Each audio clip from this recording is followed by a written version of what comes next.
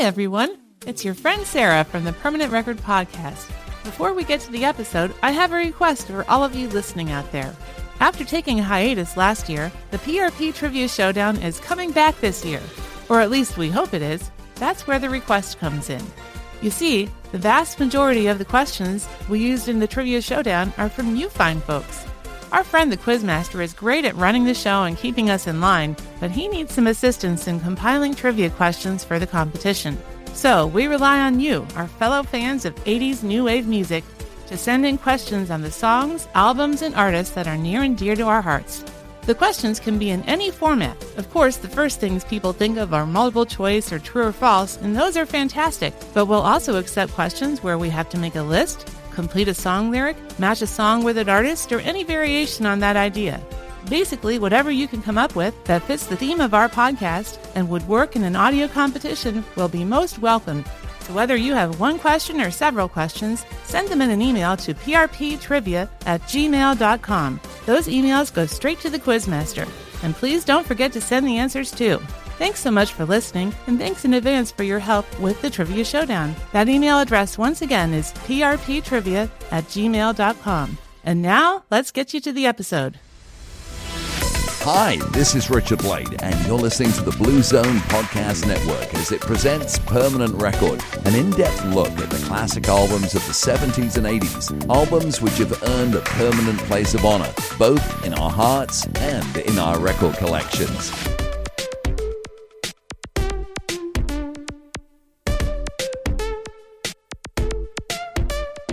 Hey everyone, it is Brian coming at you, ready to discuss someone somewhere in summertime in this episode of the Permanent Record Podcast. I finally said it right, Sarah. It's my favorite Simple Minds song, and I can never say the name correctly. Oh, really? But I think I just did. That's how prepared I am to talk about New Gold Dream Side 1. Well, I hate to break it to you, and everyone else listening for that matter, but that is not what we're here to do right now. That's right, I forgot. Yeah. That's right. We are here with a special episode. This is like the most timely episode of the podcast that we've ever done. I feel you're correct. Yeah. Yeah. Wow. Yay for us for being on the ball with something. So everyone I know, everyone who's texted me on the radio, we mentioned it in the episode, everyone is watching this movie, The Greatest Night in Pop. Yes, they're doing that on Netflix, aren't they? That is where you find it. You can log into Netflix, search for it, stream it, love it. Live it. It is a tremendous film that documents the recording and, the thoughts and the effort behind USA for Africa, We Are the World. Yeah, what a story it tells. Yeah, it's so exciting to see how it came together and the night of. It's really, really well done. Now, a lot of people would say, why are you guys talking about We Are the World? That's not Erasure and that's not the Pet Shop Boys. Well, it's Ms. Dionne Warwick, who did work with Barry Gibb on the amazing song Heartbreaker, so that's why we're doing it. Oh. There's a Bee Gees connection. Okay, that's why. I had to narrow it in, and that's what it is. Yeah, I think we have another connection to Islands it in the well. Stream. Well, written by the Bee Gees for Kenny Rogers, and he's in this. Yep, Kenny Rogers in it. Yeah. As far as I know, those are the only connections that I can think of. I'm gonna point out we actually know someone who has been a big part of making this movie. Oh, and someone who has been a big part of our show, as she has been on like 5 episodes of our podcast previously. Yeah. That's right. So we did reach out to her, didn't we? We did indeed. Our friend and yours, Ms. Jackie Clary. Yay, Jackie. So it's always a treat to talk to her because she is always so upbeat and friendly and gets so excited about pop music. I love it. I love talking to her. Yeah. We get pretty excited, but I think like her excitement level and her happiness level from this music it even dwarfs ours. I know. We're like on a really good day, we're probably an 8, and she's probably an 11. Yeah.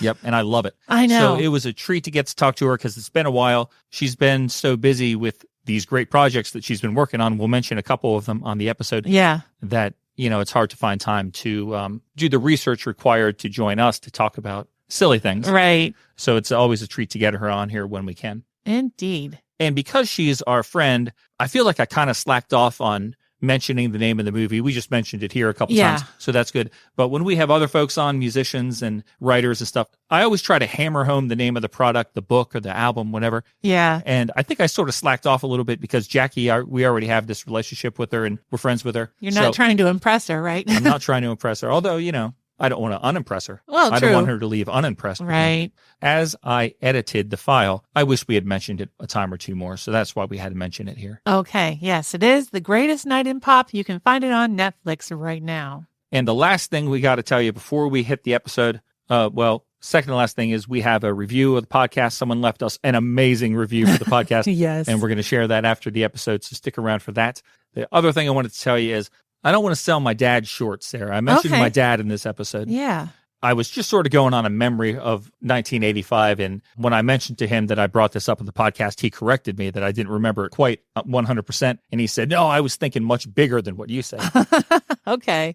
So in here, there's a part where I mentioned my dad being upset about someone not winning Time Magazine Man of the Year. Mm-hmm. But really what it was the Nobel Peace Prize. Ooh. My dad was very upset that this person did not win the Nobel Peace Prize, which, if I remember correctly, actually comes with like a big amount of money. It does. That would have been like a really appreciated gift to that person, Yeah. I'm sure. You'll see who we're talking about. Yeah. So that was just a memory that came up, and I thought it was kind of cool that it's someone who is, related to this music that we talk about here on the podcast, and it's kind of cool to have a memory of my dad so actively rooting for this person back in 1985. So I wanted to just correct that even before you hear it. Okay. So here is our interview with our friend Jackie Clary about the amazing Netflix documentary, The Greatest Night in Pop.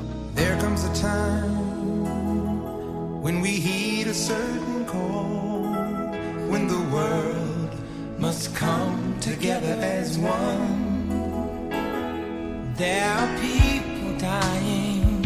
Oh, when it's time to lend a hand to life, the greatest gift of all. So we are really excited to be joined once again. It's been a little while. As our friend the Sly Dog says, it's been a minute. But it's been a little while since we talked to our friend Jackie Clary, and she is here with us today. And we are together to talk about the recently announced Fantastic and Make It Big Dolby Atmos mix release. That's what we're here to talk about.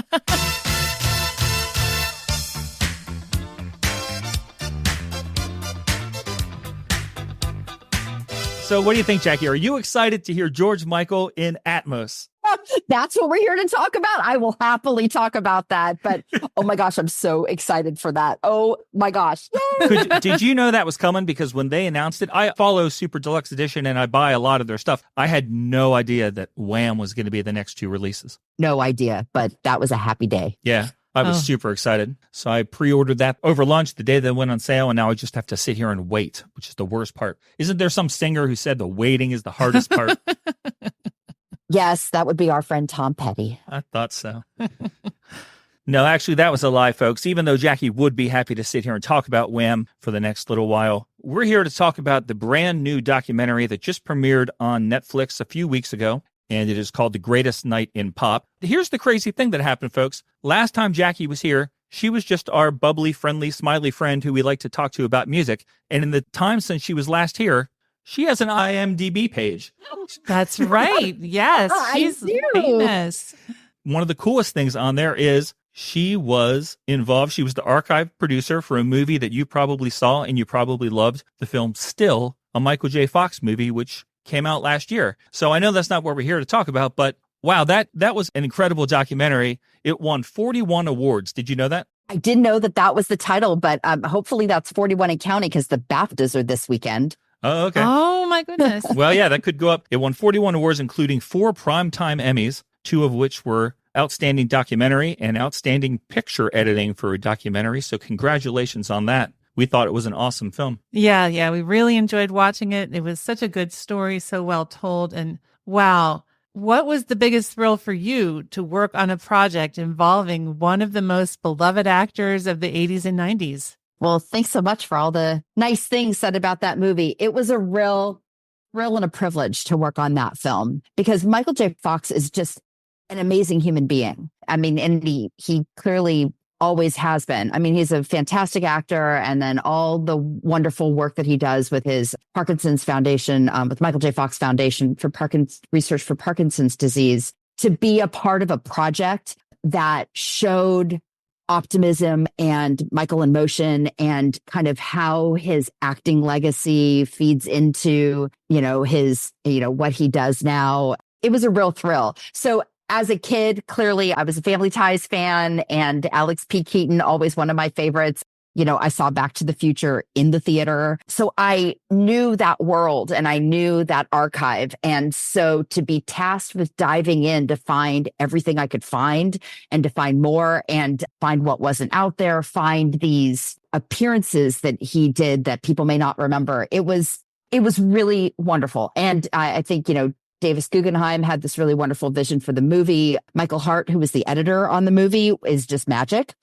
Finding these, it took this team to find the pieces that essentially we told Michael's story using Michael's own movies and TV shows and his own words. And so the team was really spectacular. Like, I was lucky to work with some really wonderful people. The producer, Annette Marion, is just one of my favorite human beings on the planet. And it was a really wonderful experience. I was so glad to be a part of it. That was a really cool aspect of the movie. The fact that, while his voiceover is telling a story, if he's saying like, I ran down the hallway and ran into Lauren Michael or whatever, like you're seeing footage of Doc Hollywood, like running down a hallway, and then he'll turn a corner and all of a sudden, like maybe he's Marty McFly and he bumps into somebody.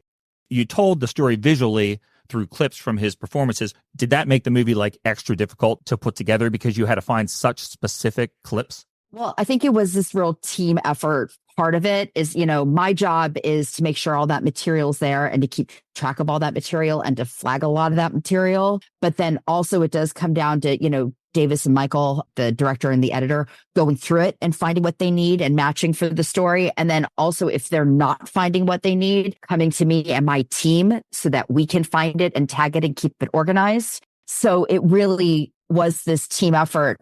I think also for me, one of the things that I pride myself most on, or, when I go into these projects, is trying to find what we don't know. So, or we haven't seen before. So, one of the things I'm most proud of in that movie is there's 8.5 minutes of behind the scenes of Family Ties that came from a special that was done for PBS in 1987. And there was just this little snippet that was on YouTube. And through that little snippet, figured out what it was, found the director, talked to the director, found where all the footage was. And it was at a PBS station in Chicago, and they had all the raw footage and allowed us to access it. So I'm particularly proud of that kind of material that's in the film too. Wow, that's really, really cool. Right at the beginning, you mentioned how Michael J. Fox is just like a really good person. That's one of the things that stood out to me even now. I mean, I saw the movie last year, I guess, and I still remember it as being a really striking moment when he was walking down the street and a girl said hi to him and he fell and she felt terrible. He probably used this line 100 times, but he said something like, well, you knocked me off my feet. He fell down, could have really hurt himself because we saw how easily he gets hurt, but he's going out of his way to make sure this person doesn't leave feeling terrible about themselves that they made Michael J. Fox fall down. That scene just stayed with me. It was really nice. I love that moment in the movie. Yeah. The other part that I really love is the when his kids are complaining about what a bad text messenger he is. How like he replied to a text from like 2 weeks earlier and he's like, I hope you have a good life. To his own daughter. Yeah, but I like the part too where he's like worried that if he types, it's going to wind up on some like website in China, Yeah. I think it's great. So yeah, that movie was great. I'm just curious, if you could only keep one Michael J. Fox thing, on your shelf, you could only own one thing, what would be the Michael J. Fox project that is your favorite? That's really easy for me. Well, it's easy. I had like one answer in my head and then immediately came up with a second. See? Okay, well, yeah. It's so not as easy as I thought, but one of my, and this was before I worked on the movie, but one of my all-time favorite episodes of television is the 2-part episode where he meets Ellen. So where he meets Tracy Pollan for the first time. And that aired in fall of 1985. It's the 2-parter with At This Moment, right. So it's the big scene with At This Moment. And even as a kid, I remember seeing it. I remember always hoping to see it in reruns, and part of it might be the music and the marriage of music and that. But I have always loved those 2 episodes of television. And they're in the film. And so that to me, I was just so thrilled to be able to, include. Clearly, it's a huge part of both the professional story and the personal story. So yeah, if I could only keep one thing, it'd be like a VHS from like, I recorded that from Nick at Night. Remember when like Nick at Night would, and I have it somewhere of my Nick at Night recording of those 2 episodes. That's what I would keep. Oh, that's amazing. Very I love cool. that. What would you keep, Sarah?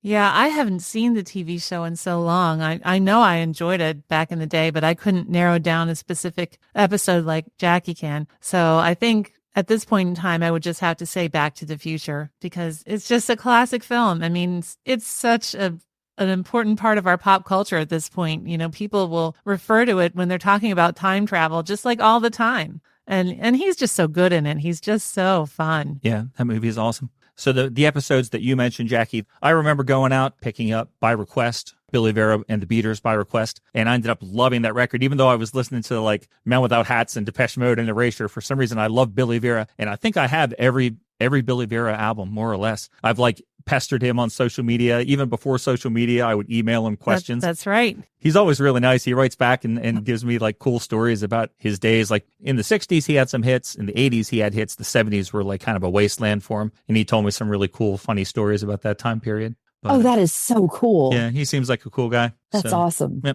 And even though I like that show, I probably would go with Back to the Future as well. But you know what? I really like Spin City, which is something I didn't watch at the time. I discovered it like 10 years ago and really enjoyed it.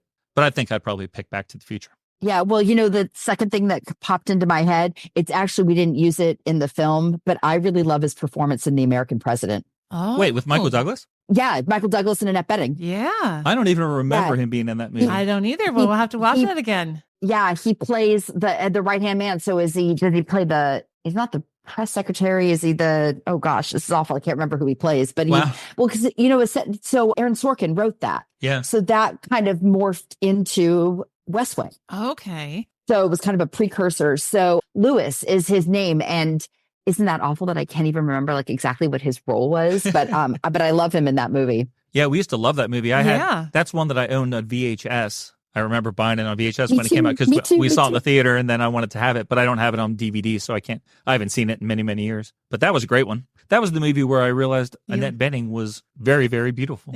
Yes. She yes, is. I think you developed a crush on her there. I did. So that's what Jackie's been doing since, Yes. we continue to show up here a couple times a month and just chit chat about why the synthesizer in this song is awesome. But meanwhile, Jackie has an IMDb page. She's been working with Hollywood bigwigs, and we are lucky to have her back here to talk about this movie. So what are we talking about, Sarah? We are talking about a little movie called The Greatest Night in Pop. And oh my gosh, it's the story of We Are the World, of USA for Africa. And it's directed by Bao Nguyen. And Jackie is one of the archive producers on it. So how exciting is that we get to talk to her about this moment in pop history that is just, it's just so historic. It's so important. There's a movie about it now. She's a part of that. Yay. How cool is it? People always say that little cliche, find something that you love doing, never work a day in your life or something like that. You've been a pop music fan for probably as long as you can remember, and you've spent probably the last year working on one of the greatest pop music events of all time. How cool is that? Yeah, really cool. Like really spectacular. We Are the World meant a lot to me as a kid. It was recorded the night before my 10th birthday. And I remember watching the American Music Awards that night. I remember knowing that it was being recorded overnight. I remember when it came out, my mom took me to the warehouse at South Coast Plaza to buy the LP, which I still have. And the day that it was played simultaneously around the world on the radio stations, I was at Irvine Skating Plus. I was at the Irvine roller rink with a bunch of friends wearing a Culture Club t-shirt. Nice. And the reason I remember that is because I was 10, and it was like, for some reason, like that was the beginning of, I was very thoughtful about what I was wearing to this particular group friend skate situation. And I was wearing a Culture Club t-shirt and white shorts. And I was very excited about my outfit.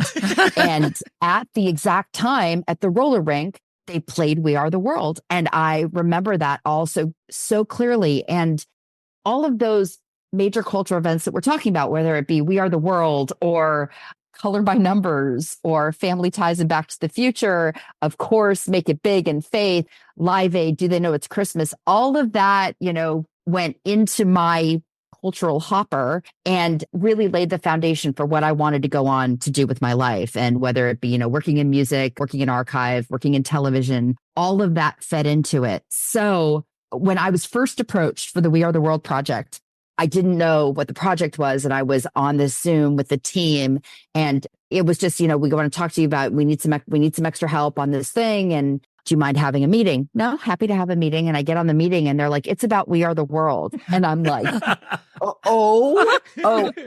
And so what I did in that very first meeting, I'm actually going to do now. And I know podcast world folks are not going to be able to see this. Brian and Sarah are going to be able to see this, but I'm going to just totally recreate that moment. All right. I spun over here to this VHS rack that I have. Mm-hmm. See this cool VHS? See, these are my, Okay. I pulled off this VHS tape. Yeah.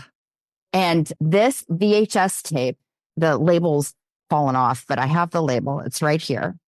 So it was my dad's Hill Street Blues tape, which I had labeled in my very lovely 9-year-old cursive handwriting that was very lovely for a 9-year-old. And I crossed it off and wrote USA for Africa. Nice. And this is a tape of the HBO special that ran right at the time that We Are the World came out. And my dad recorded it for me on our family VHS machine, evidently on his Hill Street Blues tape. And these are all my very favorite VHS tapes. And I keep them very close to me. Yeah. As you can see. Rolled right back and got it right away. I did. You can see what else is on here. We've got Wham in China. And we have Wham the Video and Wham the Final and Faith George Michael. Oh, there's the DVD. Sun City. Yes, we've got Sun City and Do They Know It's Christmas? And the We Are the World DVD is on top of my DVD copy of Pump Up the Volume. So, which is a very important movie to me. Yeah. So when I was invited to be part of the project, I was literally born to do this. Here's the VHS tape that's proof that I was born to do this. So that's they must have loved that. The other thing, and we can talk about this more in the production, but I have the book too. I'll tell you about the book a little bit later, but It came from the same time. When I came onto the movie, like I said, there's three of us archive producers who'd been working on it. And this really wonderful, fabulous archive producer named Lena, she started the film. She had worked with Bao before, and she came onto the film with this, really great team.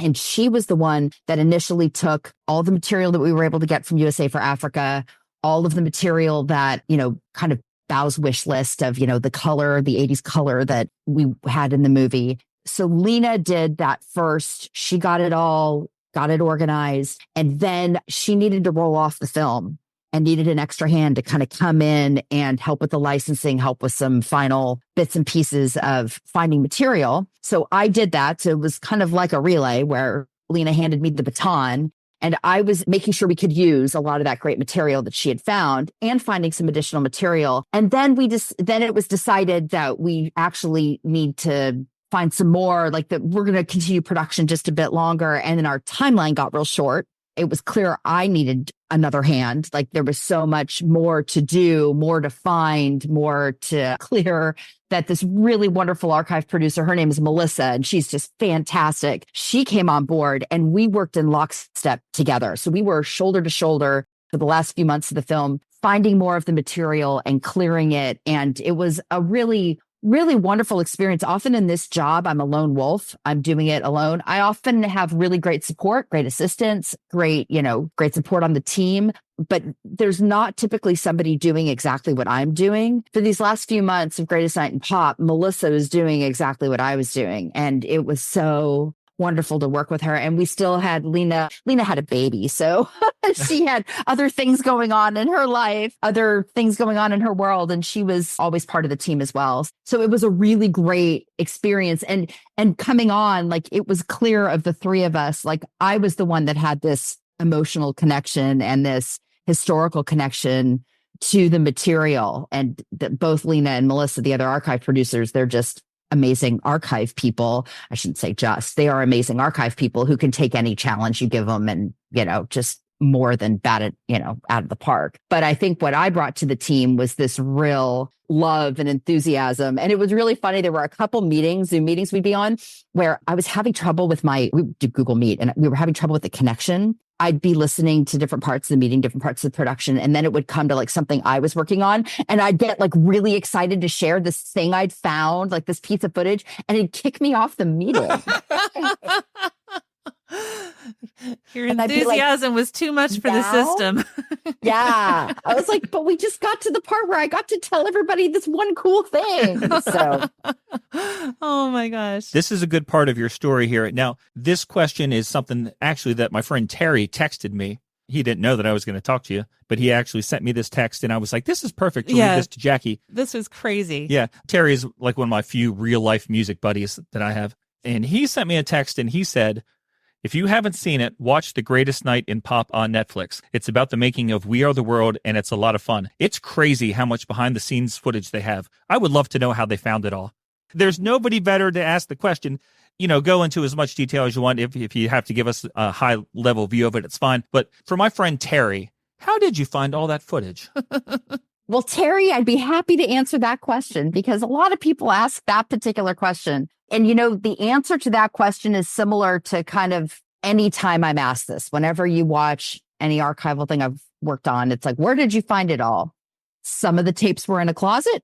Some of the tapes were in the back of a car. Some of the tapes were in all different places. Of course, also some of the tapes have been lost through the years. But what's also really special, I think, about this collection is that because USA for Africa is still a functioning entity, a charity, so it's still a thing. They donated the collection to the Smithsonian. Oh my goodness. Yeah, so the tapes will and are being and have been, all three verbs, tenses. Every tense. Every tense there is preserved by the Smithsonian. And so how wonderful that this material gets to have a home like that. That is really cool. What was also great is, okay, so if all of those the behind the scenes footage, all of the raw tapes didn't make it to 2023, some clips, clearly some films were made at the time, like the VHS that I pulled off of my rack. There was a Jane Fonda special that was done. Some, 1 year later, Harry Belafonte, and actually that DVD that I have there were about 3 or 4 different specials that were done. So all of those tapes were still around in 85, 86, 87 when those projects were. So there's some behind the scenes stuff that was part of that maybe the raw tape didn't make it to 2023, but we were able to pull off of some of those documentaries. So that's all the We Are the World stuff, all of the night of, all of the USA for Africa stuff. But the other part of it that I was so excited to come into this project and watch is that we had a really wonderful partnership with Dick Clark Productions, who owns the American Music Awards. Okay. Because you can't tell this story without the 1985 American Music Awards. And when I came onto the project, one of the first things that I did was watch that entire 3-hour show, which we had completely down. I just sat here at my computer and I started it and I watched the whole darn thing. I was so thrilled because as a kid and as a pop music fan, as an adult, one of the pieces of archive I had always wanted to see in my life was the complete 1985 American Music Awards. Mm.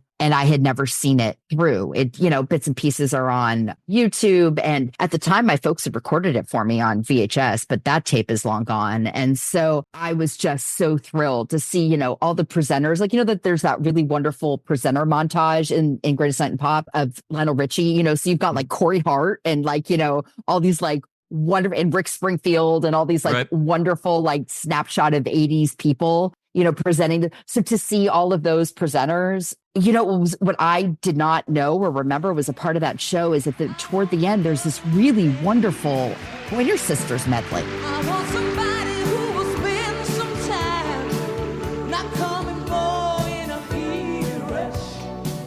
I want somebody who will understand when it comes to love. I want to slow hand. He's so shy. He's so shy. That sweet little boy caught my eye. Oh, wow. Like this amazing Pointer Sisters medley. And I was like, oh, that was a thing. It was so great. And then there was a Prince performance. And so that just felt like my archive heart was just so happy. That is so great to hear. I'm so happy for you that you got to find that and watch that. It sounds like that probably answers my question of what was the piece of video you were most excited to find. Yes, and it was because of this wonderful partnership with the folks at Dick Clark.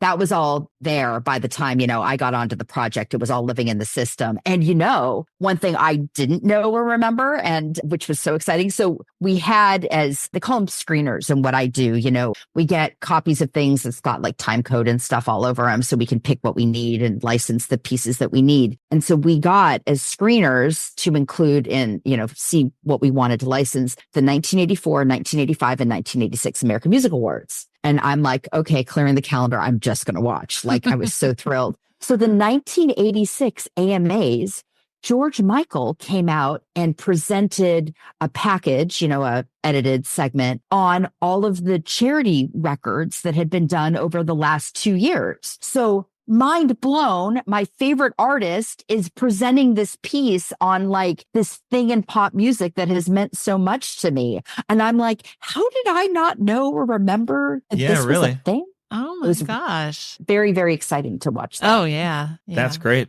So moving on to talking about the footage from the recording session, I assume that you got to see more of that footage than what we got to see in the movie. I was kind of curious. Did you see anything of that footage that indicated that the session was ever in danger of going like completely off the rails?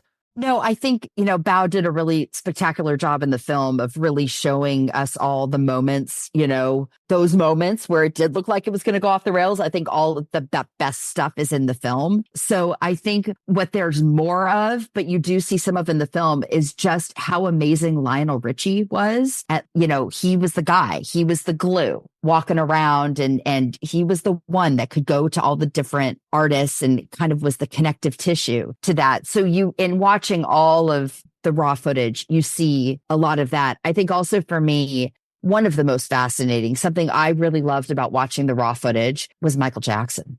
I mean, just watching in real time. I think there was about a half an hour or 40 minutes of him standing at the mic, recording that, and just watching a genius at work. I mean, there's really no other way to put it. And I do think Bao captured that really well. And the fabulous editors, the team of editors on this movie was just absolutely spectacular. So Bao, along with all these amazing editors, I think really showed that genius at work. But I think one of the real treats of getting to see all of it was just watching in real time that magic.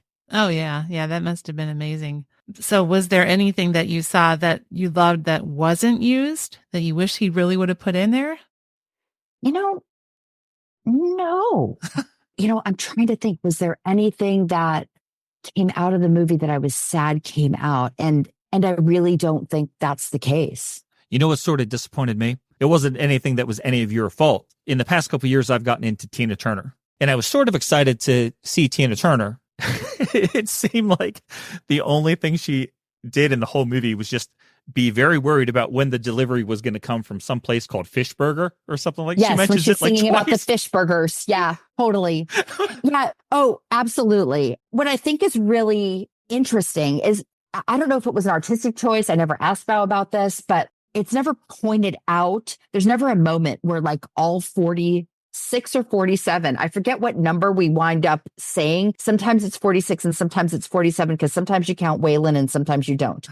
That fabulous Waylon Jennings. It's one of my favorite shots in the movie is when you see Waylon Jennings' hat, just go like down on the bottom of the screen when he leaves. Mm-hmm. But there's no like roll call in the film, right? So you never really know, or it's not pointed out to you. Like all the Jacksons are there. Those random guys that are in the back right-hand corner. Do you know who those random guys are? Not from memory. There's some guys in the back right-hand corner that aren't recognizable pop stars. Okay. And they're white, so they're not Jacksons.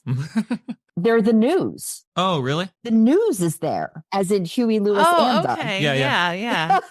Okay. And so I love that the whole band is there. Like, that's so cool. And then, don't want to totally give away the movie for folks who haven't seen it, but Huey wasn't tagged as a soloist when going into that night. So I just really love that Huey Lewis and the News, that they all showed up to participate in this thing. It's just, so I love that. I think James Ingram, I love that he was there, and some more story around. I don't know. I mean, I'd make a 10-hour movie if I could, right? Yeah, really. Sounds like I remember as a kid, I had no idea who Steve Perry was.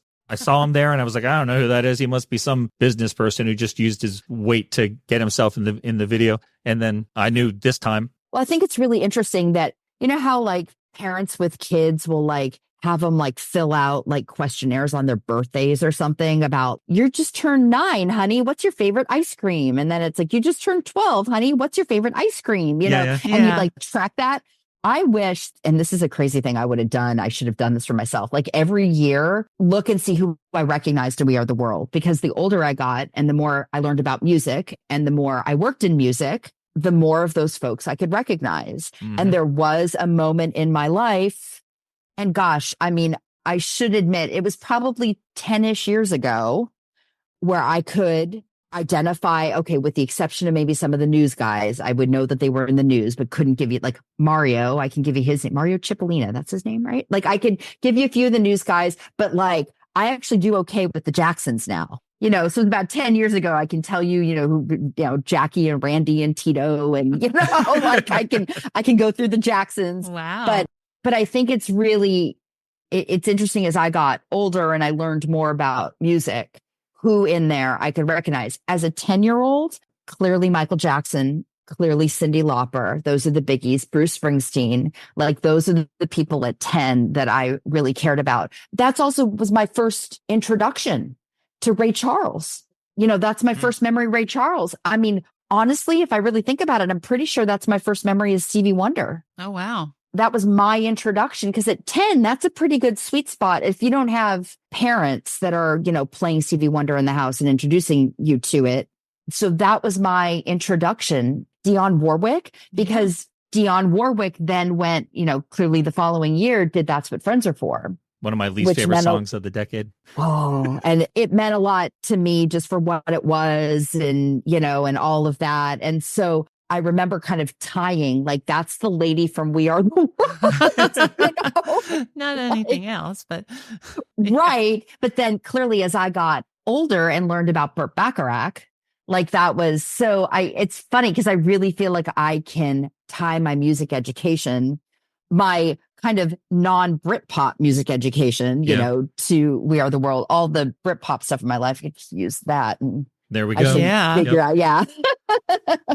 That's interesting that you bring up the fact that at age 10, you weren't familiar with all these people that you were saying, because Sarah and I were talking about something that even at age 50 plus that we weren't aware of, is we did not really know that Harry Belafonte was so important and such a driving force to this whole effort. Yeah, I don't know if that we just missed the publicity on that, or is that something you knew even back then, that Harry Belafonte had really started this movement? I knew who he was. That's the first thing I knew of Harry Belafonte. That was, so everything else I ever learned about him, whether, his work in civil rights and his work with Martin Luther King and Deo and, everything else, for me, he was the We Are the World guy. And, the other person I knew a lot about because We Are the World was Ken Cragen. And Ken Cragen always meant a lot to me because I understood his role. Like I understood what he was doing. And I don't know if maybe that was kind of this early version of me knowing I wanted to be a producer. Mm-hmm. I mean, he was a manager, of course, but clearly the producer and manager roles are very, there's a lot of crossover in the kinds of things you pull off as a manager and as a producer. And so I always knew who he was and what he did and why he was important. Oh, and clearly when we're talking about the recognizable artists, and as a 10-year-old, it was Lionel Richie. Oh, sure. Oh my, and in January of 1985, outrageous, outrageous. One of my, he does that, by the way. I know we have one clip of it in the movie, but he does that all the way through the 1985 AMAs. Oh, really? He goes, there's one word for tonight. There's one word, outrageous. No, the best. It's the best. With everything he's done, there's got to already be a Harry Belafonte documentary, right? Oh, I believe there has been. I was trying to line up your next job for you right there. Thank you. Yeah.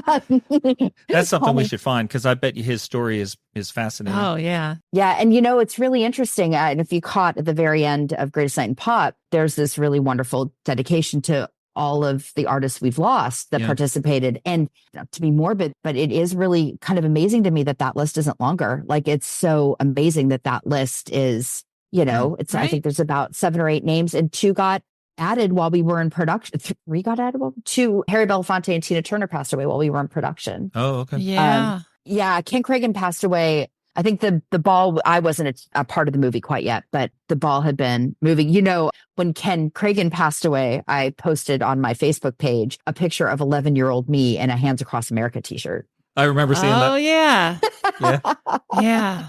Yeah. He was so important to this project. It seemed like he was the guy that could get the people involved. And he had this list of artists, and then he started working with other people, and they had this list of artists that they wanted to get on this project. And that list started, it seemed like it was pretty small. And then it just grew and grew. And the people involved, that they just basically were creating a wish list, right? Do you have any sense of when they felt that they had collected enough performers? Like, when did they decide to stop? So this piece of knowledge I take from a podcast I listened to. This was not a part of my production on the film, my work with the film. But before Ken Cragen died, about a year before Ken Cragen died, I remember listening to him on a podcast. And I remember him saying how they were asking and asking and asking and getting some yeses and getting some nos and going to the next person on the list. But once they hit Bruce Springsteen and got the yes from Bruce Springsteen, like, they knew they were in business. And I think that was the moment where maybe that was the moment people started calling them. What I think is interesting in the movie, like, Smokey Robinson just kind of appears. It doesn't seem that he was part of the conversation. Yeah. I think he was friends with Michael, of course, because, the Motown connection. I think from what I can deduct is that it got out into the world and people started coming to it. And Smokey Robinson, because of course you're going to include Smokey Robinson. Like, yeah, of course you are, And so that's what I think. It's really, this collection of artists, and just so representative of the time. A collection of artists and Dan Aykroyd. Yes. And Dan Aykroyd. I, as a kid, I always wanted to know, what is Dan Aykroyd doing there? As a grown-up, I figure he must be there either because Ghostbusters was crazy popular like a year earlier, or is it because of the Blues Brothers? Like, is the Blues Brothers like legendary already by 1984? I think it's both. Is it? I think it's both. I think that's the craziest thing. Man, yeah. Dan Aykroyd like shows up in all these crazy things. Like a couple years ago, he was all of a sudden, he was like 30 minutes away from our house selling vodka that comes in crystal skulls. Like, he owns some company that makes vodka. And we bought one. Like, if you went there that day, you could get him to autograph it. We didn't do that, but I did get a little crystal skull vodka. And it's just like, Dan Aykroyd just appears places, man. It's crazy. Apparates. Yeah. But there's this really wonderful moment in the movie where I believe it's Dionne Warwick, but somebody actually says, "Who you gonna call?" And they all flip their heads, and he's standing on the riser. I do remember seeing that in the show. Oh. Oh my God. Dan Aykroyd, of course, had a great pop single later in the 80s that I love to this day. I still sing it quite a bit. I think you have it. City of Crime. Yeah. You're a dangerous mob, and it is our job to bust you all for being violent. While we are here, let's state it clear. You have the right to remain silent. Well, excuse me, comma, Mr. Crime Solver, what is wrong with what you're doing?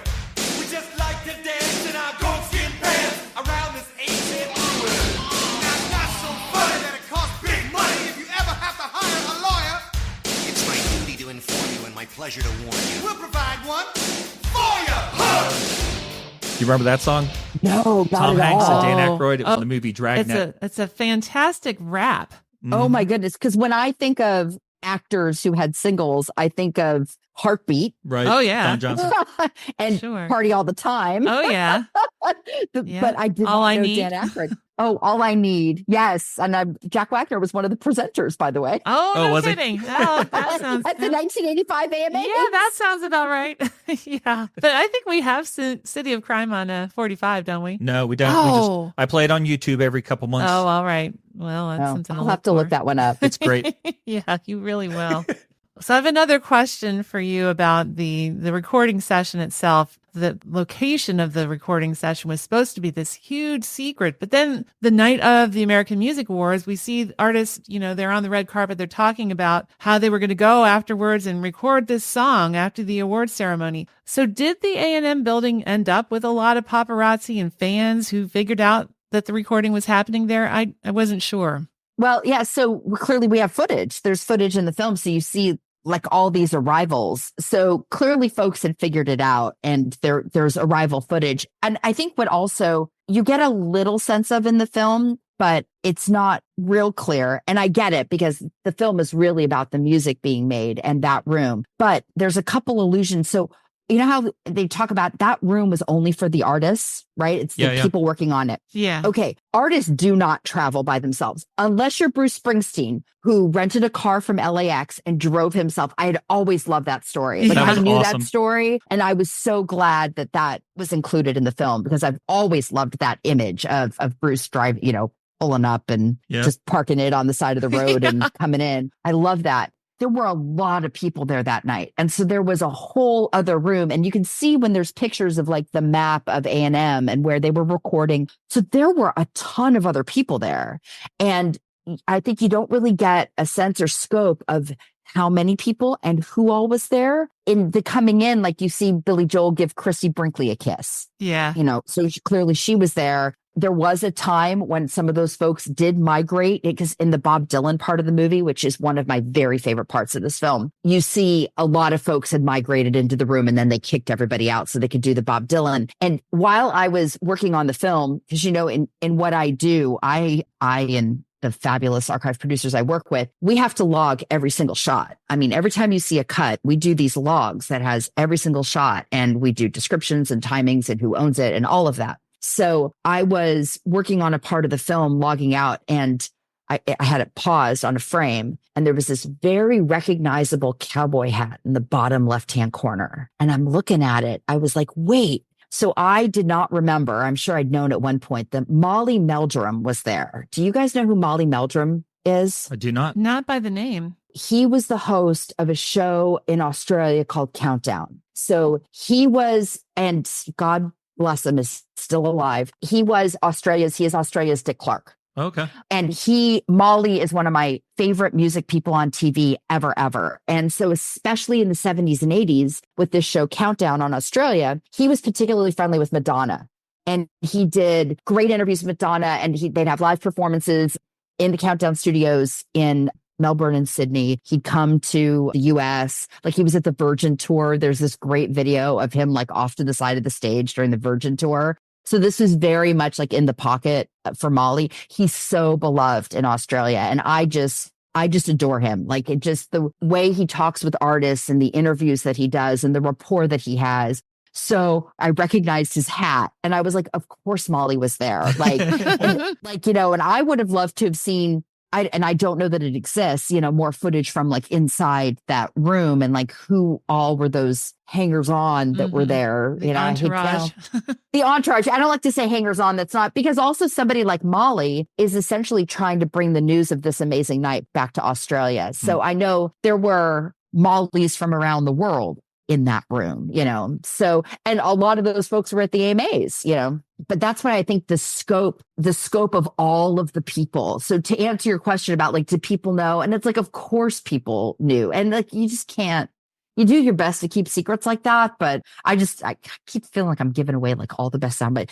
Kenny Loggins has a great soundbite about all this in the movie. So go watch the movie and see what Kenny Loggins says about this. And where can people find that movie? Oh, it's on Netflix. There you go. The Greatest Night in Pop is now streaming on Netflix. We're going to move on to talk about some of the specific artists and personalities involved with the film, but you just brought up the AMAs. So I do want to ask you one last thing here about the AMAs, because you do see some of that footage before the actual recording of We Are the World. It's in the movie. But one thing I was thinking as I was seeing it, kind of looking back on the event, isn't it kind of uncomfortable that they hired Lionel Richie to host an award show where he's going to win like a third of the awards?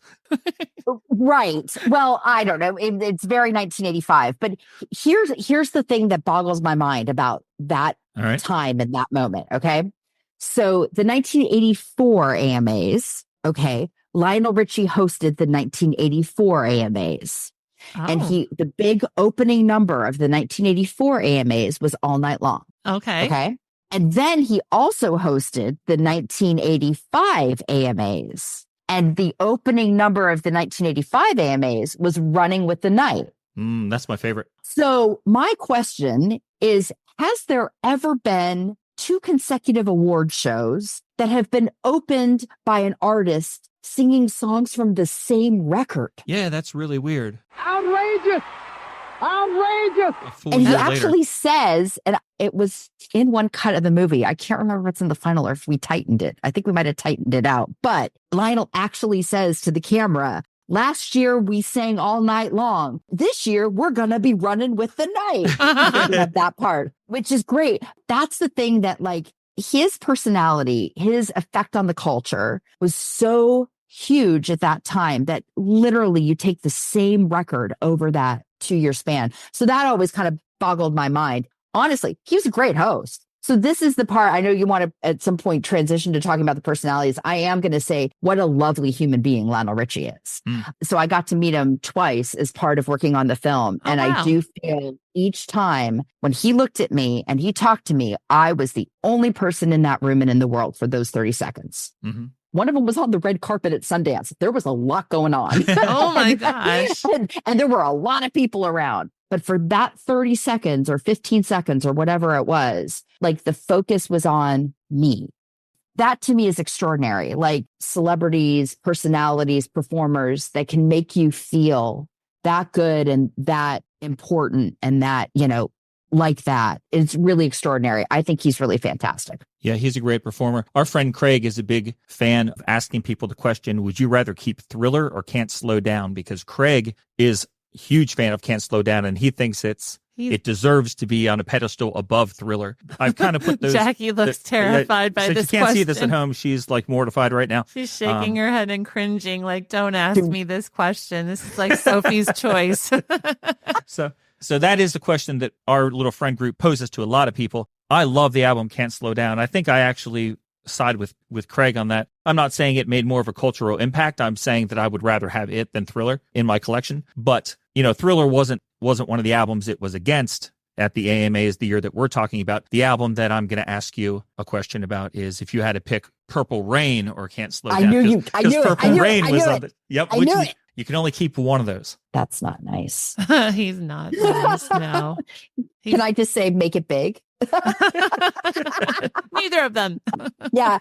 So, well, as a 10-year-old, okay. So, well, actually, let's dial it back a year. As a 9-year-old in the summer of 1984, I had all 3 cassettes in my collection. Mm-hmm. And as I think back to that time and listening to those cassettes, I listened to them differently, and I think they affected me in different ways. I listened to Thriller heads to tails, both sides. And I think because there were so many singles, I knew so many songs off of it. Can't Slow Down. I listened to that more and more as I watched more and more MTV. And I equated, you know, hello, hello. So it really took everything I had not to like look Lionel Richie in the eye and say hello. You know? like so many things I can say to him, I'm not going to say hello.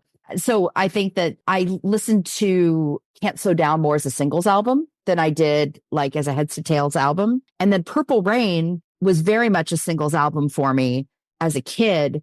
But then as I grew older, it became more of an album. And what's really funny is as an adult, my favorite song on Purple Rain is different than my favorite song was as a kid. Take Me With You is one of my all-time favorite pop songs. And it's one of my like top Prince, you know, I don't want to go as far to say it's my favorite Prince song. Actually, okay, it's one of my 2 favorite Prince songs. 7 is my other favorite Prince song. I love 7. Yeah. Oh. Yeah. But Take Me With You has been more as an adult. And I can't even tell you when or why that song hits me as an adult more than, as a kid, it was Let's Go Crazy, of course. Like, that AMAs, when you watch the movie, I think you guys say like Lionel won 6 awards or something. It kind of paints the picture of like kind of a sweep for Lionel, but I looked it up. It actually wasn't true. It was actually pretty evenly distributed. Like I saw Prince won for favorite rock pop album, Bruce won for favorite rock pop single, and Lionel won for favorite rock pop artist. So it actually is like everybody can get along. Everybody's a winner. And I like that. The thing that made me laugh was that Lionel won for best video for Hello. And it's just kind of funny. Like I remember as a kid, I thought that was a great video, so romantic and everything. And now when you see people post about it on social media, like in the 2020s, the video is looked at totally differently than it was back then. Like now it's like a stalker kind of creepy situation. I know. Yeah.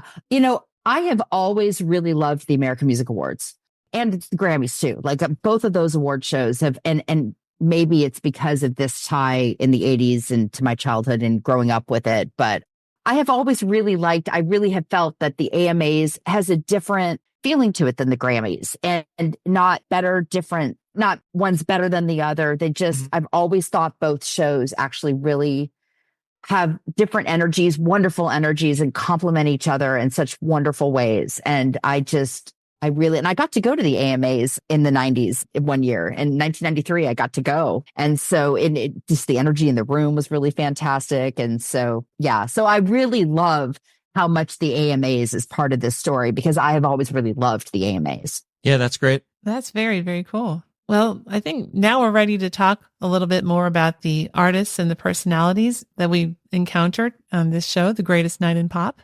So we did talk about this a little bit before. Early on in the film, someone says, you have Springsteen, you can call Bob Dylan. So what did Bob Dylan bring to the project, and why were they so excited to have him? Well, I think when you think of voices of conscience in pop music, when you think of artists that have routinely sung about issues and sung about human condition, Springsteen was clearly doing it in the 70s and 80s. And there was a direct line from Dylan to Springsteen. I guess you go backwards from Springsteen to Dylan. And amazingly, thankfully, wonderfully, in 1985, so many of those great artists were still with us. And so I think that's, if you're going to have Springsteen, let's draw the line, let's go back. Let's get Dylan too. And what's really funny is like, I still, even for years after that, had no idea who Bob Dylan was. Like, same here. Bob Dylan was just not, and I mean, I'm embarrassed to admit, but I will do it because I'm human. My first real memories of Bob Dylan were in college in the mid 90s. I did have a friend in 1990. Once he said something like he parodied Bob Dylan. He was like, I'm singing like Bob Dylan. And I'm like, huh? Like, what does that mean?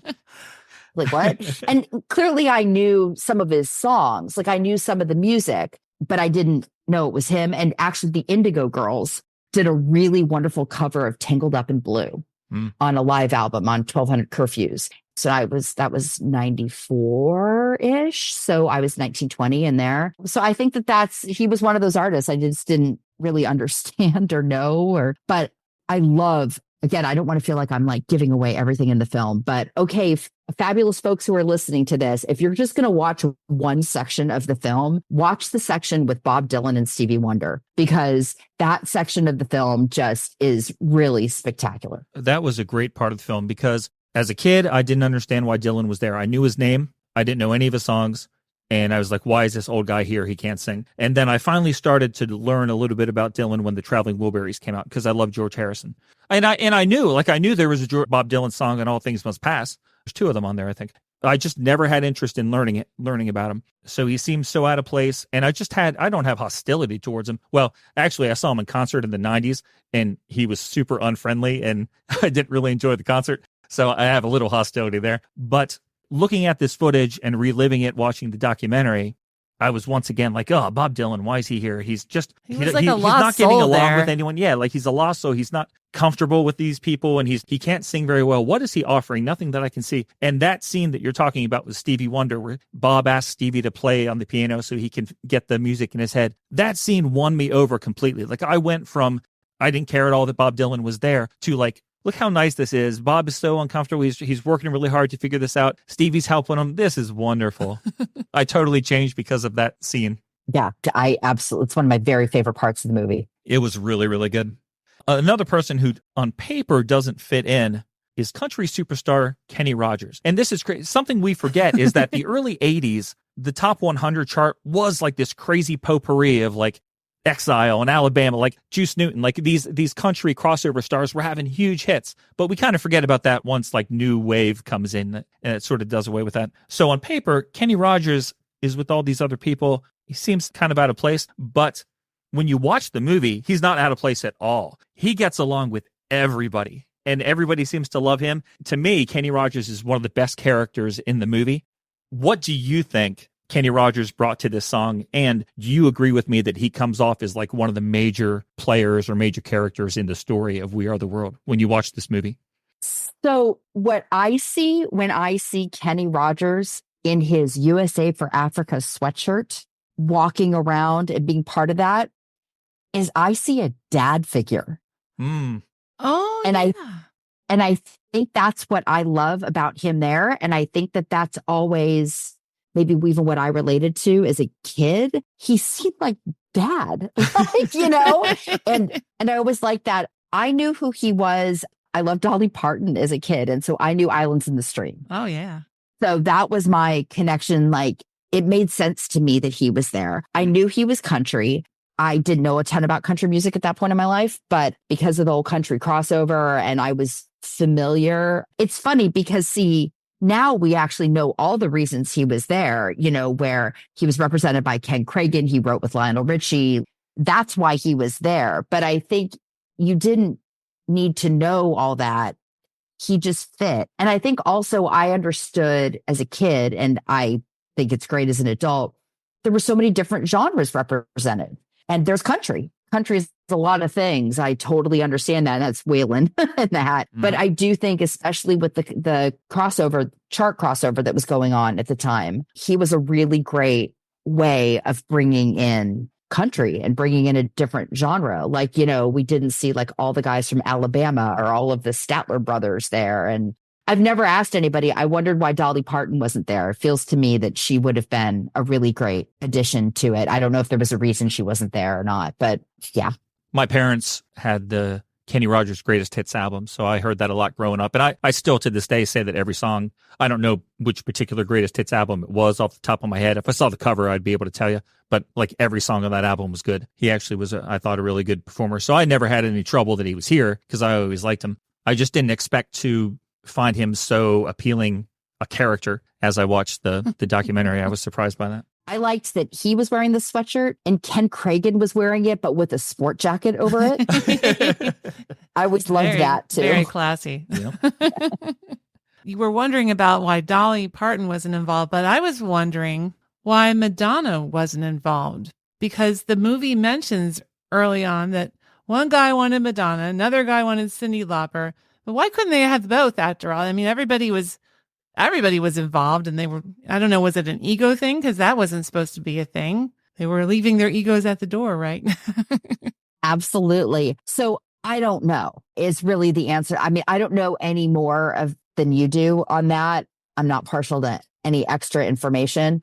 I think the topic of Madonna, and I mean, I think it's been discussed out in public a lot over the years where, at the time, clearly her star was on the rise and she was this new artist that maybe some folks in the establishment didn't quite know what to do with her. And then on top of that, in so many fields, you get one woman. Now, God bless Bette Midler, who was there, but maybe you get one young woman. And so you think that Cyndi Lauper and Madonna are taking up like the same kind of space. I don't know. I mean, clearly that's silly. Yeah. It's absolutely silly. Madonna should have been there. And you know what? I think take 6 more months past this time and it wouldn't have even been a discussion. And it's really funny because my husband Dave and I were having this conversation the other day. I think it's an interesting parlor game to play where if this had been a year prior, if this were January of 84, how different it would look. And if this had been January 1986, how different it would look.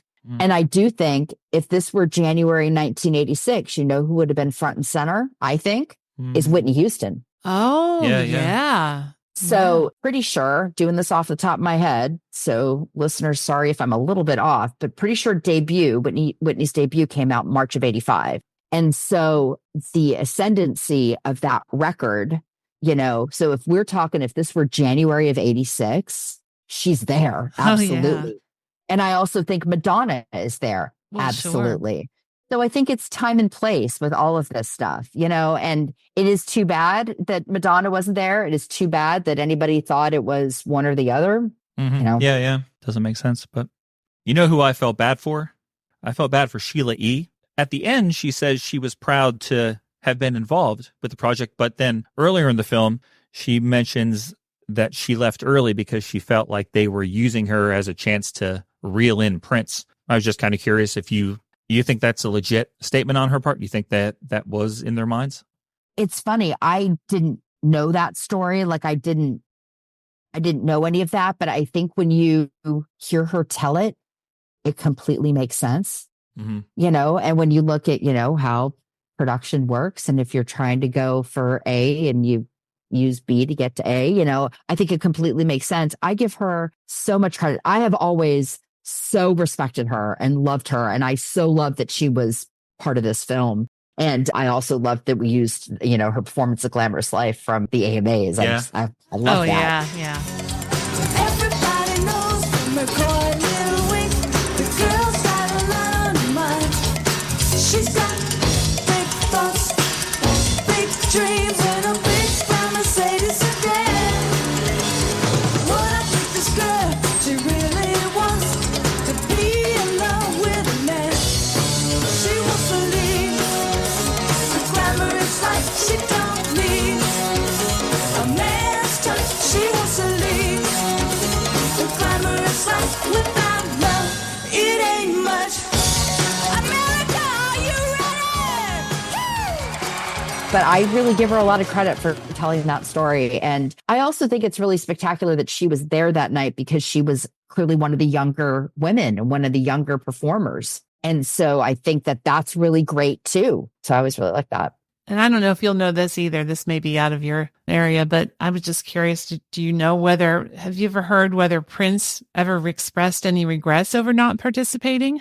So I don't know about any of that, but what I do know, and it is on YouTube for anybody who wants to go look for it, is 10 years later, and I remember this clearly, it's on YouTube, but I also have it on VHS out in the garage. At the 1995 American Music Awards, they did a 10th anniversary tribute to We Are the World. Oh. And so several artists who participated, and then several artists of 1995 are lined up on the stage. Front and center is Prince. So, okay, they're lined up on the stage singing We Are the World. Front and center is Prince sucking on a lollipop. Not singing. Not singing. He is sucking on a lollipop. Okay. That's crazy. So that to me is so much statement. I don't know what the statement is exactly. Yeah. But yeah. So he was part of the tribute. Kind of, sort of. He was like, that's really weird. Yeah. I really don't know what to think about that. And it's very crazy because just today, Facebook wanted me to watch this video of the Mamas and the Papas, I think, who sang California Dreamin', Mamas and Papas. Yep. And they were on some show that forced them to lip sync and they didn't want to. So the one girl who's not Mama Cass, is Mama Cass in that band? Yes. Yeah. The other girl. So Michelle Phillips, she was just eating a banana on stage instead of because it's great. She was so mad about having to lip sync. When you said he was sucking on a lollipop, that made me think of that video I just saw today. Yeah, no, and totally that it's on YouTube. It's not a great copy, but it's there if you look for it. That's a shame, man. It could have been. He's in the center of the stage. If everyone to the left is the old guard and everyone to the right is like the new guard of the mid 90s, Prince is part of both of those because mid 90s, I mean, Diamonds and Pearls had just recently been out.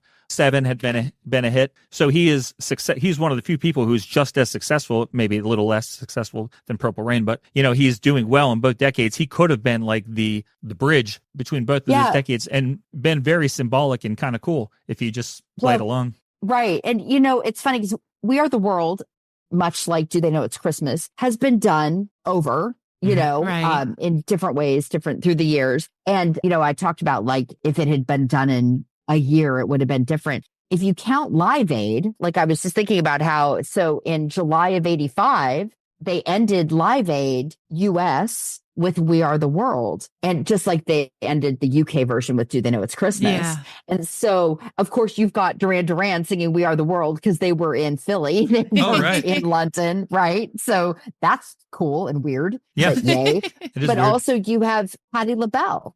Like Patti LaBelle has a very prominent part of that We Are the World. And I even remember watching it kind of at the time because that's, you know, Patti LaBelle was on the Beverly Hills Cop soundtrack. So like New Attitude. And so she was of a resurgence. And of course, as I'm kind of riffing here, I'm thinking, all right, where was Aretha? Well, you know, in January of 85, she hadn't quite hit her renaissance yet. She was just about there. Clearly, if this had been a year prior, maybe Tina wasn't even there because Private true. Dancer hit in 84. Right. So I think that time and placeness of it is so interesting. So with this Prince showing up 10 years later on the stage at the AMAs, yeah, I don't know. I mean, you always kind of wonder what Prince is thinking. And, Yeah, right. you know, it's just like, who knows? That's Like, often a is he mystery. right? Like, but is he part of the moment? And he's acknowledging the moment in a weird way, but it's Prince, so you don't ask him to move, you know? Right. Hey, search back in your memory there for that performance at the end of Live Aid. Were the Hooters on stage for that? Do you remember? I hope so. I love the Hooters, but I know they Yeah. played, like they were like one of the first bands of the day, I think so. Clearly it's on YouTube. It's at the end of Greatest Night in Pop too. There are clips of it because it's Lionel Richie is directing it, and you know, it's really wonderful. Like that, I love that whole, you know, it's so funny. I love the live version of Do They Know It's Christmas from that because, you know, Bob Geldof, he comes out and at one point in the song, he goes, sing it to the world. And so sometimes here in our house, like I will just randomly go, sing it to the world. That's great. So, and you know, Bob Geldof was at, you know, the USA for Africa, the We Are the World recording. And I always loved that. And I knew exactly who he was and loved that he was there. And Yes, it's crazy that you say that because that's actually our next question on our list of questions. I went through like a number of emotions when Bob Geldof arrived, something that I didn't know happened. I had no clue. And it was crazy because it sort of illustrated to me my opinion on these musicians. Like we have Michael Jackson in a room here with these people working with Stevie Wonder and Quincy Jones. And to me, Bob Geldof walks in and I was like, oh my God, a superstar just walked into this room. Like I seriously was sort of taken aback. And to me, I was like, oh, things just got real. One thing that is cool when you watch the movie is that he absolutely changes the mood in that room with his speech. What do you think Bob brought to those sessions and why was it so important that he pop in and give that little talk that he does?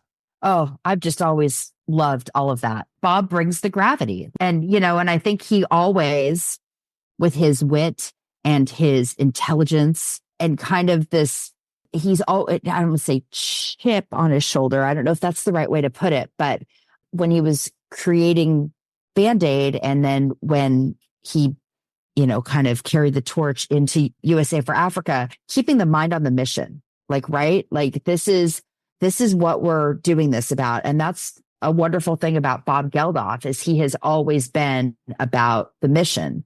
And that's what Do They Know It's Christmas was about. And in these worlds of pop music and, you know, and Hollywood and London nightlife and all of that, you know, you're going to get folks that are going to participate who aren't as much about the mission as they are about the trappings and it's going to be a number one hit. And I want to hitch my wagon to this star and that kind of thing. And I think Bob has always been about the mission. Yeah. And I think I've always loved that about him. And that's something you see very, very strongly in the Live Aid. When you watch from the day of Live Aid, he is not shy about telling people to give us your money. Like I always love that about him.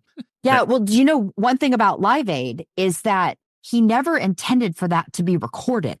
Like, it's really? so funny. It's and his idea was it was going to be this live broadcast and then just go out into the ether. And it's just like, oh gosh, no, Bob, like we got to preserve this. Like, no, you know, so, but, and I don't know if that was like a fleeting thought or something he really doubled down on at one point. That part, I don't know, but just the thought that like, we're not doing this for posterity. We're doing this for money right now to, help with this thing right now. I remember my dad at the time being super angry that Bob Geldof wasn't Time Magazine's Man of the Year that year. Like, I forget who they picked, but I remember my dad coming home from work and just like going off about how ridiculous it was that Bob Geldof did all this stuff. And my dad was listening to like Irish folk music and Kenny Rogers and John Denver and stuff, but he was like 100% behind Bob Geldof after this. I thought that was cool. I love your dad. I'll tell him. Please do. I'm going up to watch Curb Your Enthusiasm with him tonight, so I will let him know. So, Sarah, you have one last observation for our artists and personalities section? Oh, yeah. And I'm not going to give too much away because, like, we've already been given a lot away. But I just want to say, how much did you love that one part with Stevie Wonder and Ray Charles together? I loved it and had never seen that until that moment. Oh, really? That was new to you? That was new to me. That was amazing. Yeah. So if that's enough of a teaser, that just delighted me. It really did. Jackie, I can tell we've come to the end of our artists and personalities section. I can tell that there's someone you still want to talk about that we didn't touch on. Let me move into my section of notes called filmmaking. I thought that the filmmakers did a great job of building tension in the second half of the movie and drawing in the viewer, getting you to really feel what was happening. And I realized that large part of this, they were using Huey Lewis to draw you in. How did you and the filmmakers use Huey Lewis to subtly affect the viewer and to really get them invested in the story? Something that I think is really great about the Huey Lewis story that I didn't know that I think really served this particular, as a vehicle to kind of really build tension and bring you along toward the end is that he wasn't designated for a solo that night. So he learns about it. He's asked to do it in the room. And then watching how human he is about being nervous about this. And I think that that's like, he's us, like he's so relatable, And then also I think when you watch it, I like one mechanism that Bao used in the movie about showing you the digital clock through the night, because I do think like you forget we're hitting 4 a.m. and you need to really think like the whole day had gone by, the American Music Awards had gone by. And then, you're working on this thing overnight. And so if you're Huey Lewis and the most important thing you're doing is happening at the very end to the point where you've almost been up 24 hours, like, I think there's just a lot relatable about that, as humans, like we've all been in situations where like the thing we're most worried about comes at the very end of something we've, been working on or been part of, so I loved that about him. And I just adore Huey Lewis. He's a spectacular human being. I worked on a behind the music about Huey Lewis and really loved being a part of that. You could just feel like what a great person he is to be around. And I got to go to the Greatest Night in Pop premiere in LA, which happened to be on my birthday, which was kind of cool. Really nice. fun way to celebrate my birthday. But I did go up and introduce myself to Huey Lewis and to also be able to thank him for being a part of this and being a part of my childhood and creating so much wonderful music. It's always a thrill for me when I can thank artists that have had such a big impact, to look them in the eye and say, thank you for all that you've done for me. I just think he's just such a nice, regular guy, and he was so lovely to me. And I just really love that part. And I also, what I love about his story, and this is also in part Sheila E. too, and Cyndi Lauper is another one too, where these artists that are just gobsmacked by the other artists in the room, but don't really give themselves enough credit for being the amazing talents that they are. So to find that while they're expressing appreciation and thanks to the people that have enriched their lives, it gets flipped right around because you forget they've done this, you've done the same thing for them, I really love that about Huey Lewis and that story in the film. Huey is like the perfect artist to use for this part of the story. I'm not sure the best way to say this without sounding dismissive. I'm not being dismissive. I just can't think of a better way to say this. Out of everyone there, Huey Lewis is the one who comes off most like an everyman. Like I could see Huey Lewis hanging out at the bar with people after a show. I acknowledge Huey Lewis had probably like 7 or 8 top 20 hits. I'm not saying he's like a average musician, but he's like an everyman. I think it's easier for people to identify. Imagine trying to fill that role, the role that Huey is filling. Imagine that being, Lindsey Buckingham. It's not going to work because they don't have the same kind of personality and the same persona to the he's public. Just more down to earth. And Yeah. just more kind of grounded and like closer to the people. It's a kind of a weird thing to say, but. Well, but I think that's always like Huey Lewis in the News has always been like America's bar band. Yeah. You know, Yeah, that's like true. I don't want to reduce them in the sense, of I don't mean to diminish them Right. and their Right. contribution. It's not their by talent or saying their that. popularity. It's more their relatability. And Right. But what I love about a good bar band anywhere at any bar is at the end of the performance, you can go up to every single guy and be like, thank you. You were awesome. Thank you. You were awesome. A really great bar band. If you're part of the crowd, you can like have a moment and like lock eyes with like the guy playing the bass, and I think Huey Lewis makes you feel that way. Yes. Like you can lock eyes with him and like really feel like he's singing Heart of Rock and Roll right to you, Yep. And so I think that that's what we can all relate to that. Yep. And kudos to your director. You mentioned that he uses that clock, the digital clock, to show you that time is passing and Yeah. how much the pressure Love that. builds as the clock builds. But he also does a nice thing where Huey gets assigned the solo. Then they spring on him like, hey, when Kim Carnes is going to sing, why don't you guys jump in and sing harmony with her? And then in front of some of the most legendary musicians of all time, Huey Lewis has to write a harmony part, like come up with a harmony part. So what the director does is he'll show Huey get the assignment. He cuts away to something else. He cuts back to Huey, who's like trying to figure it out. And then he cuts away and he comes back a couple times just to show you, wow, over the past 20 minutes, Huey has been in this predicament where he's trying to write a harmony line. Yeah. It ends up sounding great. I think like the first run through with it. Oh, wait, that's also the part with Cyndi Lauper, right? Yeah. So there's the problem recording it, which they're trying to solve the problem, which is, I'm sure, making him feel tense. Everyone, yeah. But it all works because it was out so perfectly. late, right? Yeah. That would have been annoying at midnight, let alone 4 or 5 a.m. It was so neat to see that in real time because I've always known that story about Cindy and the jewelry. Oh, really?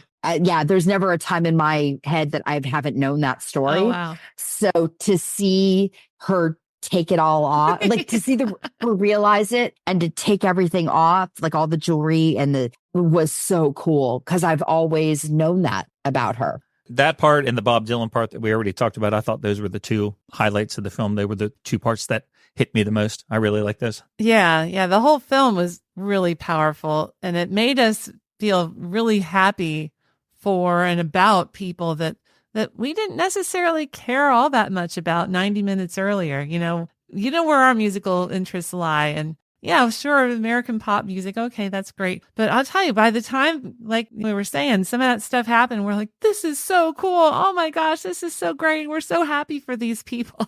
So how important was your work to winning us over like that?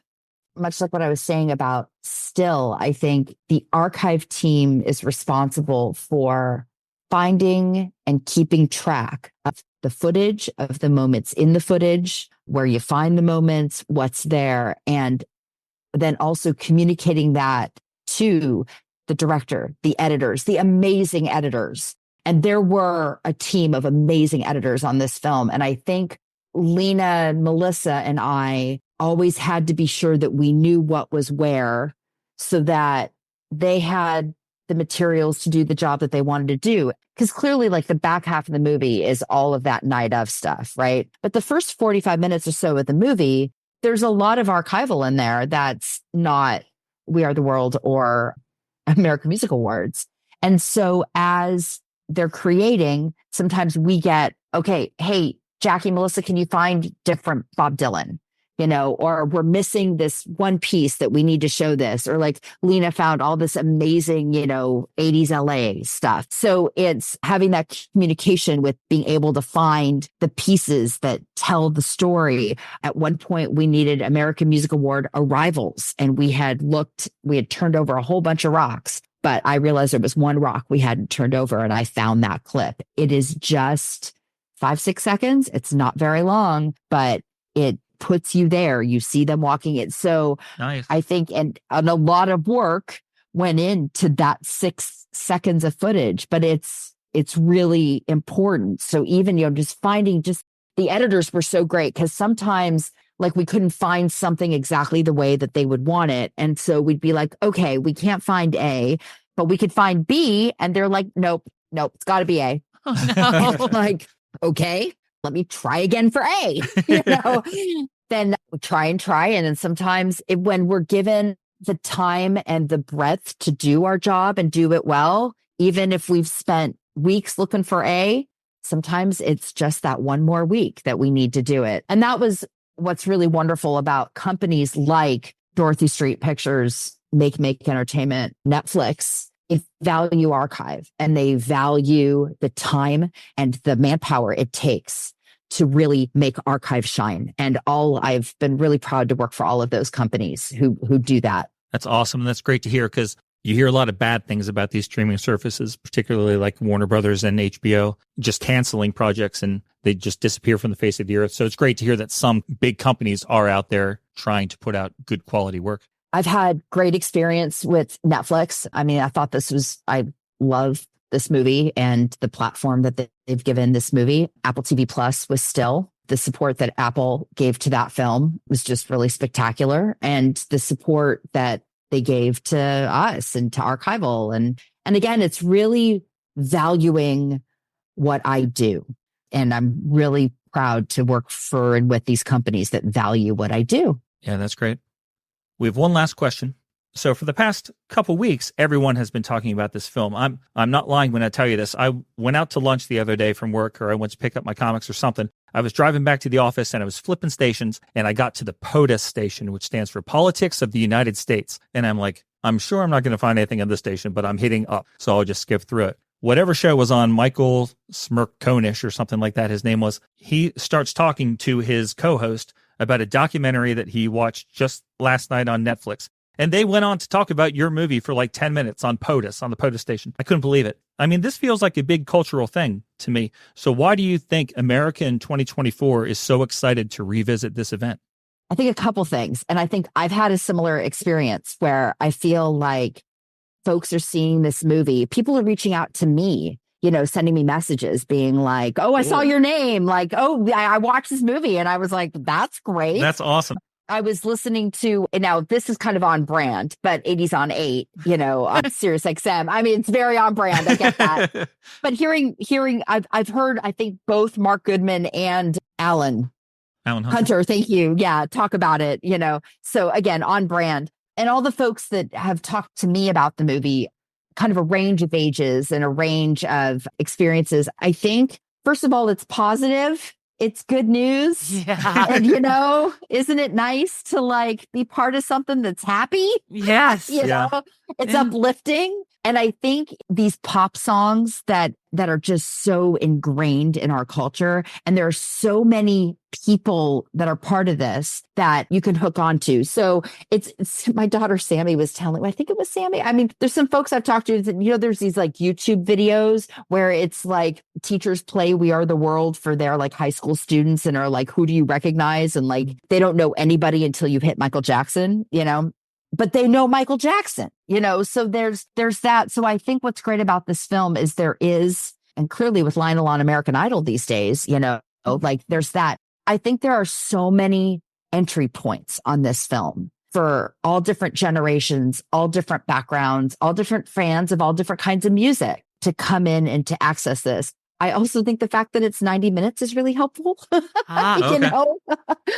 That's just me and my husband talking about, it just feels like so many docs these days are just so long. And something I have loved about both Still and Greatest Night in Pop is they tell amazing stories in 90-ish minutes. And could both of those movies been much, much longer? Sure. We had amazing stuff for both of them, but the storytelling and the story itself, bringing it into this kind of accessible, piece is just really great. I'm just so thrilled. So, hey, since I haven't mentioned it earlier, I'm going to say I'm showing Brian and Sarah this copy of this We Are the World book that I have had on my bookshelf since 1985. And my dad bought this for me at the B. Dalton in South Coast Plaza in Costa Mesa, California, when I was 10 years old. And I have held on to it ever since. And I think what's just so wonderful about this moment is that people care about all these people again and about this story. And so this book was a bestseller in 1985 on the New York Times bestseller list. And one of the most wonderful parts of my experience of being part of this film is like I said, I got to go to the premiere. A man named David Bruskin wrote this book. He was there that night. He was interviewed in the movie, and I got to meet him. I went up to him and I went, "Thank you." I wish I'd brought it. I would have asked him to sign it. Oh, And yeah. I thanked him for it. And it's never been reprinted. Even though it was a bestseller. It's never been reprinted. And I was like, okay, I think now's the moment. Like now people care about this. For like sure. this should be. So I'm hoping I would love that for him. I would love that for We Are the World. And I think for me, this has always been something important to me. Like it's never lost its importance to me, but I forget that most people aren't like me. So I love that it is something that we're talking about again. And also how extraordinary it was.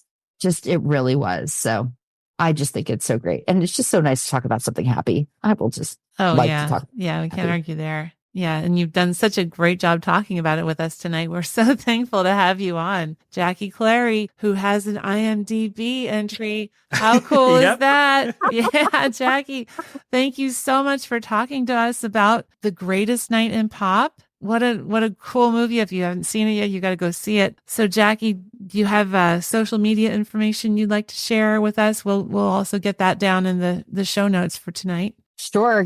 I've got a website too. I've got an IMDb page and a website. I don't think I had the website. Did I have a website when I talked with you guys? Not for the Wham stuff, but probably that's what I call music. But yeah, so I have a website, and thanks so much. You two are two of my favorite people on the planet. I just really enjoy all the joy and the positiveness you both put into the world. So thank you for just being really cool people and doing what you do. Well, thank you very much. That's very kind of you. And what is that website? Oh, it's JackieClary.com. There you go. Wow. It's Jackie with an IE. Yes.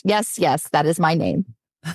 So check it out, folks, and follow her on social media. Yeah. Thanks so much for hanging out with us. As much as you like us, we like you back twice as much. Because there's two of us. Yeah.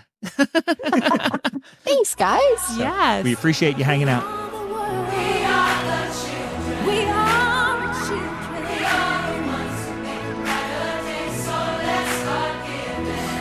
Start giving. There's a choice to make. We're saving our own lives. And it's true, we'll make a better thing. What a treat. What a thrill. I'm still happy and excited that we got to talk to Jackie Clary about that wonderful movie, The Greatest Night in Pop. Jackie Clary is a delight. She knows so much. She's so talented. And if you want to check out more of her work, remember, go to that website she mentioned. It's real easy. It's her name, JackieClary.com. And I'm sure it'll be in the show notes as well. Oh, yeah.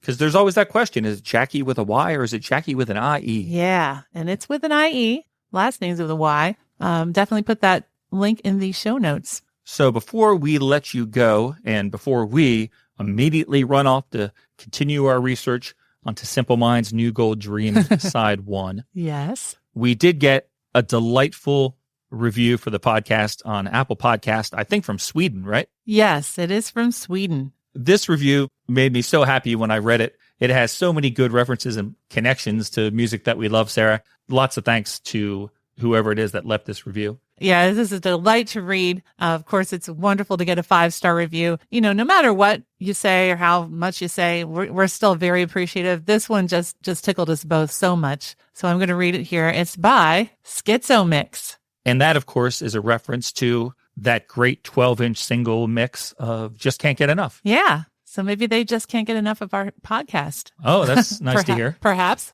The title of the review is I Love This Podcast. Very cool. Yes. So it goes on to say, I came across this podcast a couple of months ago while looking for someone talking about The Cure. I noticed they had been around for a while and had covered many of the artists I have loved listening to, so I decided to give them a chance. After listening to the episodes devoted to Some Great Reward by Depeche Mode, I had to ask myself, like Alice Moyet, is this love? Since the hosts were perfectly lovely and entertaining, as well as knowledgeable. I ran some tests by taking a look at selected cases to see if the feeling would be wrecked. The Cure's Disintegration and Head on the Door, Bowie's Let's Dance, a couple more DM albums, U2, but with the same result. I was sometimes stunned by how one of the hosts, sometimes Brian, sometimes Sarah, articulated feelings I have myself on Dangerous by DM, or that You Only Live Twice is the best Bond theme song. Yes, it is! Being from Sweden, I was particularly surprised considering we live on different continents. Their episodes on the latest album by DM was also great. I could go on. The show is a wonderful retrospective on some of the greatest records ever, with a feeling of love rather than nostalgia. The hosts always have a positive, generous, and often humorous tone. And frankly, I'd listen to them talking about anything in the world we live in and life in general. Oh, That's so awesome. oh my gosh. So wonderful. Thank you so much, Schizomix, for that extremely creative, well-written, and very positive review. And you know what really wins me over? What? There's all those great references to, they were looking for podcasts about The Cure and all those quotes from Depeche Mode, the Yeah. world we live in and life in general. Yeah. But right in the middle of there, unrelated to a lot of that stuff, they just pull out, like Alison Moyet, I had to ask, is this love? Yes. Like, I love that song. Rain Dancing is an awesome album. Oh, yeah. It's not her most awesome, which I think is Hoodoo, but that's one of my favorite singles of the 80s. Oh, and here yeah. in America, it's so unloved. Nobody cared about Alison Moyet after that first song, Invisible. So to have someone reference that track right in the middle of the review made me very, very happy. Oh, for sure. Yeah, I love that too. But of course, I really honed in on the fact that they agree with me that You Only Live Twice is the best Bond theme song. Seems crazy to me, guys. Live and Let Die by Paul McCartney. That's number one in my book. But that's what makes the world go round. We all have different opinions. Indeed. So thanks again for that awesome review. And if you want to leave us a review, you can do so on your favorite podcast app, and we will get to it and we will read it. You know what else I liked about that review? No, what The else? comment near the end that we come to this music with love rather than nostalgia, because so much of this podcast is looking backwards. It's 99% of what we do, Right. looking backwards. For someone to say, you know, there's more to this podcast than just nostalgia, thinking about how great things were 35 years, 40 years ago when I was a kid. It's cool that they focused on the love rather than the remember when. Yeah, I appreciated that very much as well. Because, yeah, we do sit back and we look at everything, but it's not just all about, oh, good old days were so good. Even though they were. Right, they really were. So thank you very much for that review. I echo what Sarah just said. We appreciate you taking the time to do that. We appreciate when anybody takes time to do that, because I know it's kind of a pain, but it does really help the podcast get picked up by different search algorithms. And every time someone leaves a review, we do see a little boost in downloads. That's right. So it's always cool when that happens. Yeah, so share the love. And another thing you can share, don't forget, you can Oh. share trivia questions for our upcoming trivia challenge. Yes, please. We've been talking to the Quizmaster. We want to try to get another trivia showdown episode put together. But like Sarah said at the beginning of this episode, we need your questions. We do. We rely on you, the listeners, the wonderful friends of ours, to help us out with these questions, and really helping the Quizmaster too, because yeah, he's good at a lot of things, but coming up with 80s music trivia questions is probably not the top of his list. A lot of things. You think the Quizmaster is good at a lot of things. I do. Wow, you're very generous. I'm kind of, hoping he'll hear this and, and keep that in mind as we're going through the next showdown. Mm-hmm. Yeah. So if you can help us out, the email address to send your questions is prptrivia@gmail.com. Those go right to the Quizmaster's inbox, and he works his magic to put that show together. So hopefully you can help us out. Indeed. And thank you so much in advance for anything that you can provide for that. And speaking of reaching out and helping us and connecting with us, we already have, Sarah, a great audio voicemail about Simple Minds for our next episode from our friend Chris. Yes. And I was going to throw it in this episode, but we discussed it. It'll go better in the next Simple Minds episode. Yeah, I think it will make a little bit more sense. But that just gives you more time. And, now that you know someone else has done it, hey, you could do it too. You can leave us a voicemail talking about your memories of Simple Minds. Maybe New Gold Dream would be a good choice since that's what we're talking about. But you can do that in two different ways. You can call us at 724-490-8324. Or if you're outside the United States, you'll probably find it better to go to speakpipe.com/permrecordpod and leave us a voicemail there. Exactly. And we're looking for your thoughts on Simple Minds' New Gold Dream, any stories that you have about that time period with that band. But we're also posing the question, is this album pretentious? Because so many of those reviews that we quoted from last time criticized it for being so ponderous. Yeah, and it's pretentious. high and mighty, right? And I sort of said that I didn't really pick up on that. and Chris chimes in on that, and I'm interested to know what other people might think about it. Yes, we would love your thoughts, so don't forget to leave us a voicemail. That's right. So we're going to let you get going. We've already nagged you about Trivia Challenge, reviews, voicemails. The last thing I will tell you is to follow us on social media. We're on all the major ones. Nobody's on Blue Sky. We're on all the major ones and a couple that aren't so major. Yeah. I saw they opened it up to like 1.3 million additional users. Oh. So maybe someone will follow us on Blue Sky eventually. Who All knows? right. But we'd love to see you there, and visit us at permanentrecordpodcast.com, where you can check out all our episodes, send us an email, look at our pretty pictures that Sarah adds to each episode. So thanks so much for joining us. Thanks again to Jackie Clary for joining us. It was a treat to talk with her as always. And we will see you next time as we start our exploration of side 1, that was pretentious, of Simple Minds' New Gold Dream. All right. See you then.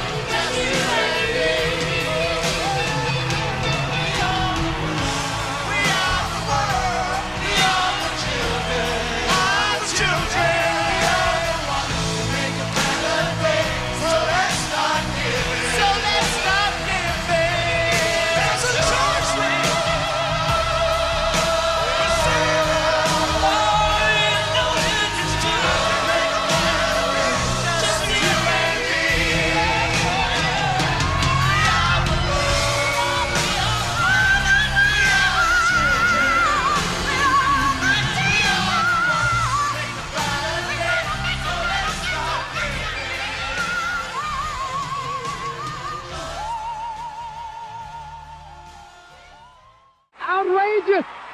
Outrageous!